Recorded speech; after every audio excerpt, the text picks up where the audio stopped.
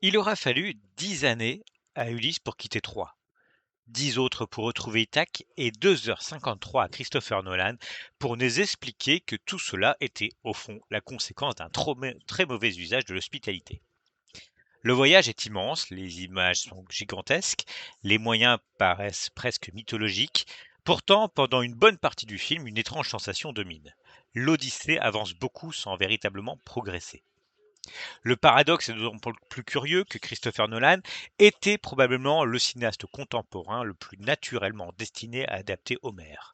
Toute son œuvre raconte des hommes qui voudraient rentrer chez eux, mais qui ont transformé le retour en problème métaphysique. Cobb, dans Inception, traverse les rêves pour retrouver ses enfants. Cooper, dans Interstellar, traverse le cosmos pour revenir vers sa fille. Les soldats de Dunkerque ne poursuivent qu'un seul objectif, regagner l'Angleterre. Même Bruce Wayne passe 3 films à chercher le chemin d'un foyer intérieur devenu inaccessible. Quant à Oppenheimer, il découvre que certaines expériences interdisent définitivement tout retour à l'innocence. L'Odyssée n'est donc pas une bifurcation dans la filmographie de Nolan. C'en est presque le texte fondateur. Ulysse est le premier héros nolanien, un homme intelligent, obsédé par le retour, prisonnier des conséquences d'un plan qui a trop bien fonctionné. Seulement voilà, Nolan rencontre ici Homer avec ses qualités, mais aussi avec ses vieux démons. Là où le poème célèbre la métisse, cette intelligence rusée faite de mensonges, d'adaptations, de séduction et d'art du récit, le film transforme souvent Ulysse en responsable logistique d'une expédition maritime particulièrement mal assurée. Matt Damon aborde le cyclope, les sirènes, Circé et les tempêtes comme autant de problèmes techniques à résoudre. Son Ulysse paraît parfois moins proche du conteur homérique que de l'astronaute de Sol sur Mars, examinant chaque catastrophe avec l'air d'un homme qui va finir par scientifier cette merde. Ce choix possède une certaine logique. Damon apporte au personnage une corporalité robuste, une intelligence immédiatement pragmatique et surtout une absence de majesté conventionnelle. Il n'interprète pas Ulysse comme cœur du glace dans le film de Mario Cameroni en 1954, c'est-à-dire comme un héros antique débordant de vitalité, de sensualité et de confiance en lui. Il joue un homme usé, sale, marqué par la mer et par la guerre. Mais cette conception retire aussi au personnage une part essentielle de son charme dangereux. Ulysse d'Homère est un menteur génial, un fabricant de versions, quelqu'un qui transforme sa propre vie en spectacle avant même que les poètes ne s'en chargent. Celui de Nolan est davantage un ingénieur traumatisé qu'un enchanteur. Le film reprend pourtant la construction naturellement moderne du poème. Homère commençait déjà un in media res alors qu'Ulysse était retenu chez Calypso et faisait raconter au héros ses aventures passées. Nolan n'a donc pas besoin de nolaniser artificiellement le récit. L'œuvre originale pratiquait le montage temporel près de 3 millénaires avant Memento. La narration alterne ainsi l'attente de Pénélope, la quête de Télémaque, la captivité auprès de Calypso et les souvenirs fragmentaires du voyage. Sur le papier, tout est là pour produire une circulation vertigineuse entre l'homme, son histoire et la légende que les autres racontent à sa place.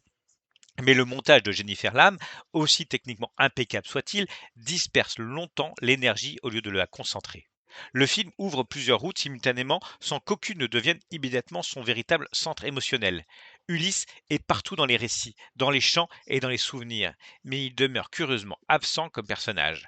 On parle de lui avant de parvenir à le rencontrer. C'est l'une des raisons pour lesquelles la longueur se fait sentir. Le problème n'est pas qu'un film dure près de 3 heures. Laurence d'Arabie, Il était une fois en Amérique ou Les Sept Samouraïs sont plus longs encore et paraissent parfois s'écouler avec la vitesse d'un souvenir. La vraie longueur apparaît lorsque les scènes ajoutent des événements sans modifier profondément notre perception des personnages. Or, durant les 2 premiers tiers de l'Odyssée, Nolan donne parfois le sentiment de cocher les escales obligatoires d'un prestigieux circuit. Homère tout compris. Le Cyclope, Circé, les sirènes, Charybde, Scylla, les enfers. Merci de ne pas oublier vos effets personnels avant de remonter à bord. Chacune de ces étapes possède pourtant une force plastique réelle. Le cheval de Troie est filmé comme une machine de guerre suffocante, quelque part entre le ventre d'un navire renversé de Dunkerque et l'une des chambres à illusion du prestige. Nolan s'intéresse moins aux symboles qu'à la mécanique. Comment les soldats respirent-ils là-dedans? Comment attendent-ils? Comment sortent-ils? Comment la ruse devient-elle une procédure militaire? La rencontre avec le Cyclope fonctionne encore mieux. La séquence abandonne momentanément le péplum pour entrer dans une forme de cinéma d'horreur primitif. La grotte devient un piège organique, Polyphème, une masse presque industrielle, et les corps humains retrouvent brusquement leur insignifiance. Nolan parvient alors à faire surgir le fantastique à l'intérieur d'un monde qu'il avait jusque-là rendu volontairement matériel.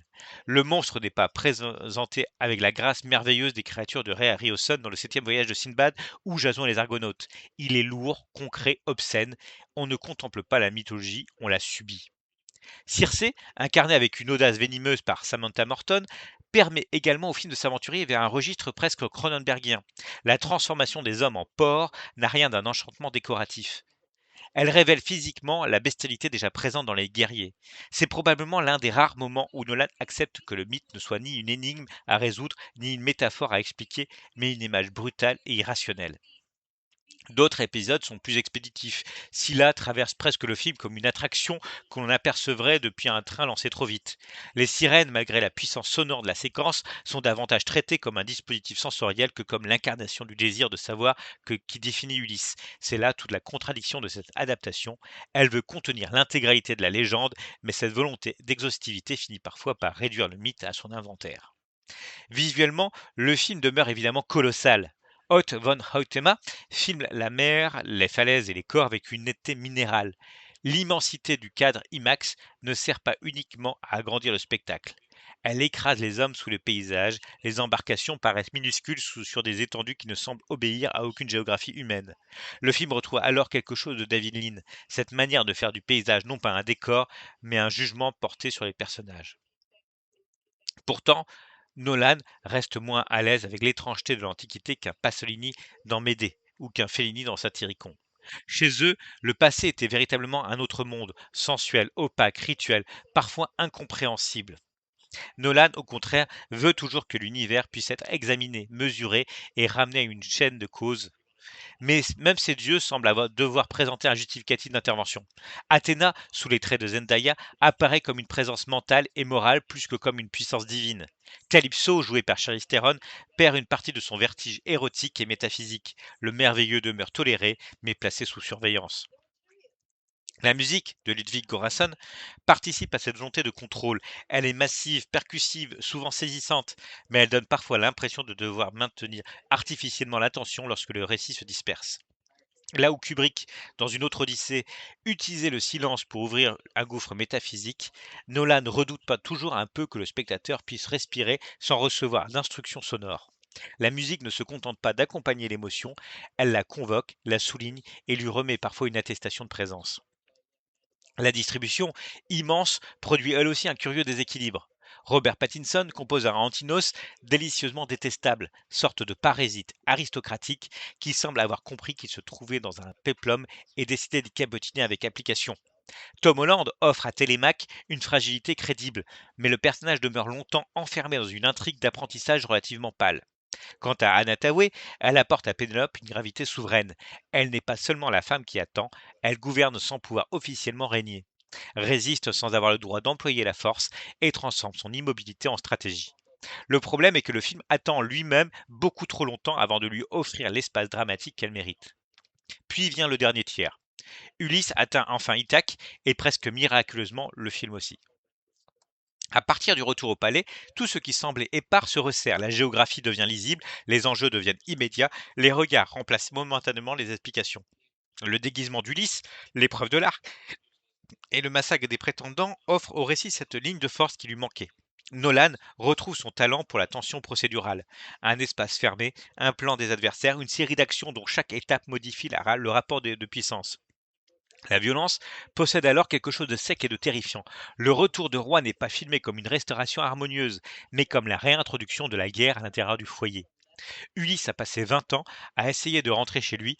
Lorsqu'il y parvient, la seule langue qu'il maîtrise encore parfaitement est celle du massacre.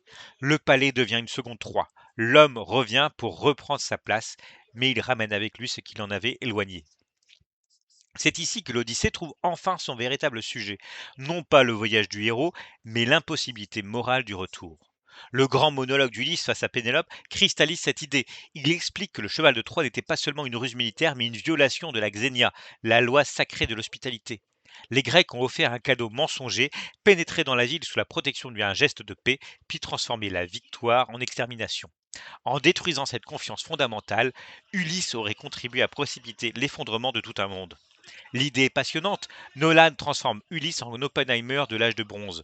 Dans les deux cas, un homme de génie invente le moyen de terminer une guerre et découvre que son triomphe a peut-être rendu le monde inhabitable.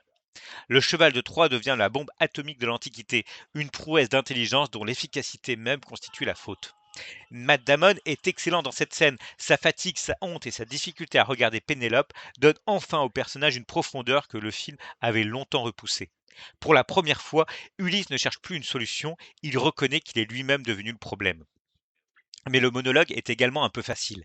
Il arrive tard, chargé de pathos, soutenu par le montage, la musique, les silences et tout l'appareil émotionnel du cinéma nolanien. Surtout, il verbalise trop précisément ce que le film aurait pu nous faire ressentir progressivement. Nolan ne résiste pas à la tentation de transformer l'aveu en conclusion de dissertation. Après avoir consacré 2 heures à fragmenter le récit, il rassemble soudain toutes ses idées dans la bouche du personnage principal, comme si Ulysse devait présenter au spectateur le procès verbal de sa propre culpabilité. La scène émeut, mais elle explique son émotion en même temps qu'elle la produit. Elle offre rétrospectivement une cohérence à tout ce qui précédait, au risque de donner l'impression que le film attendait ce moment pour annoncer son sujet. Le pathos fonctionne parce que Damon le porte avec sincérité. Il paraît facile parce que Nolan souligne au stabilo chaque raison pour laquelle nous devons être bouleversés. Il existe même une contradiction plus intéressante que le film n'explore qu'à moitié. Ulysse regrette d'avoir détruit la loi de l'hospitalité à Troie, puis massacre les prétendants parce que ceux-ci ont eux-mêmes violé cette même loi en occupant sa maison. Il prétend mettre fin au cycle tout en accomplissant une vengeance qui le perpétue.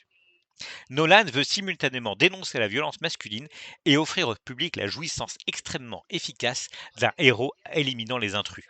La séquence est à la fois critique de la guerre et morceau de bravoure guerrier. Cette ambiguïté aurait pu devenir le cœur trouble du film.